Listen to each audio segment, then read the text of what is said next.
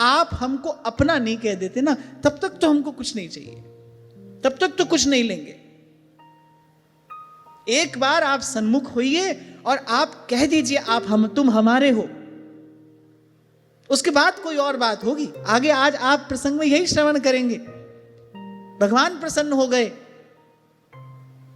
और जैसा मैंने कहा, वो प्रचेताओं की तपस्या से अधिक उनके स्नेह, सौहार्द, सद्भाव से प्रसन्न हुए, या फिर ऐसा कह लो उनके सुंदर स्वभाव से भगवान प्रसन्न हुए।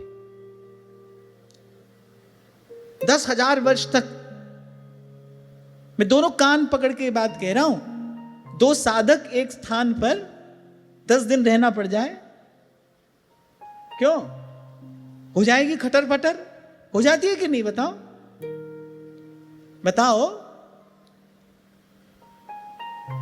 रहता व्यक्ति अपने परिवार के ही साथ में है, कहने को अपना ही परिवार है।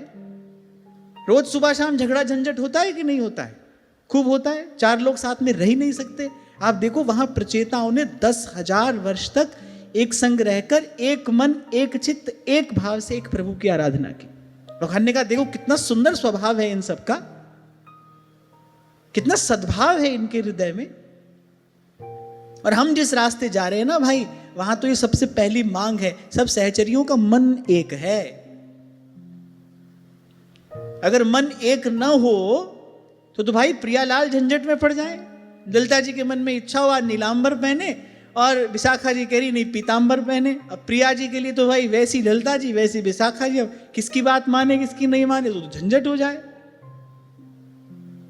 सबका मन एक है, एक के मन में जो बात है माने वही सबके मन में है, दूसरा कोई है ही नहीं वहां पर। और उस एक के मन में भी जो बात है वो बात भी अपने इष्ट आराध्य के मन से न्यारी नहीं है। जोई जोई प्यारो करे सोई मोहे भावे, भावे मोहे जोई सोई, सोई करे प्यारे, जोई जोई प्यारो करे। मन एक है सबका। और एक और बात मैं आपको कहूं, वही सुख है, सुखानुभूति वही संभव है जहां सबका मन एक हो। और ये बहुत बड़ी उपलब्धि है, ये बहुत बड़ी उपलब्धि है। इसीलिए कल आपको कह रहा था, गुरु से कुछ भी लेकर दीक्षा नहीं होती। आपने किसी भी विधि से दीक्षा ले ली, कान फुकाया नहीं फुकाया, मंत्र लिया, जो भी आपने लिया, पर कुछ लेकर दीक्षा नहीं होती भाई। गुरु को मन देकर दीक्षा होती है। इसीलिए व्यास जी ने कहा है, गुरु के माने शिष्य नहीं, शिष्य माने गुरु।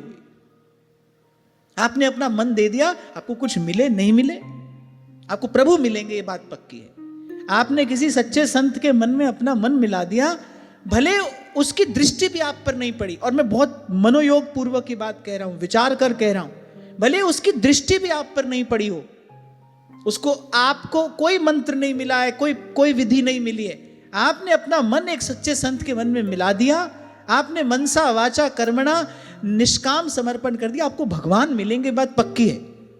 भगवान को आना पड़ेगा, भगवान को मिलना पड़ेगा आपसे, वो बाध्य हैं।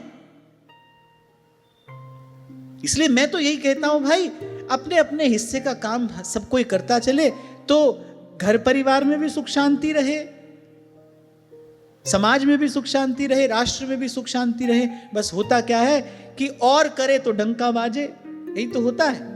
अपने अपने हिस्से का काम हम कर ले। अब हमारे हिस्से का काम यही है भाई, प्रभु ने ये तन दिया है, इससे सेवा हो जाए, मन दिया है उससे सुमिरन हो जाए, प्रभु ने ये बुद्धि और जो चित्त दिया है किस लिए भाई, सत्संग का ग्रहण करके विवेक जग जाए। यही तन मन और बुद्धि का सदुपयोग है, यही इसकी सफलता है, यही इसकी सार्थकता है। अपने हिस्से का काम हम कर लें एक विश्वास के साथ, जगत मजूरी देत है, क्यों राखे भगवान। मैं और किसी देवी देवता का स्वभाव तो नहीं जानता, पर मैं आपको अपने ठाकुर जी की बात तो कागज पर लिख कर दे सकता हूं कि उनका आश्रित जन समय से पहले भी पाता है और आवश्यकता से अधिक भी पाता है। उसको भाग्य से अधिक मिलता है, समय से पहले मिलता है। इस बात में तो कभी किसी को कोई संशय नहीं करना चाहिए। अब प्रचेता